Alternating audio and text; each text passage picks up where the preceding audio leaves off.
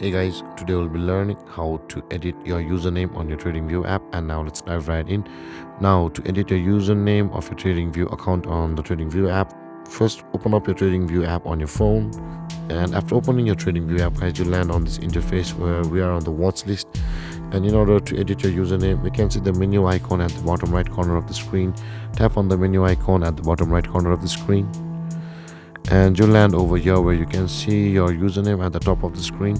Tap on the username at the top of the screen, and you can see the pen icon located at the top right corner of the screen. Again, tap on the pen icon, and you can see your username section over here.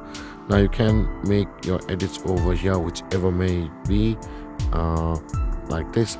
And don't forget to tap on the tick mark at the top right corner of the screen in order to save it. And with that being done, guys, this is how you will be able to edit your username on your TradingView account from your app. And if you have any confusions or questions regarding the topic, feel free to comment in the comment section below, and don't forget to like, subscribe, and hit that bell icon for more videos. Thank you for watching, guys. Peace.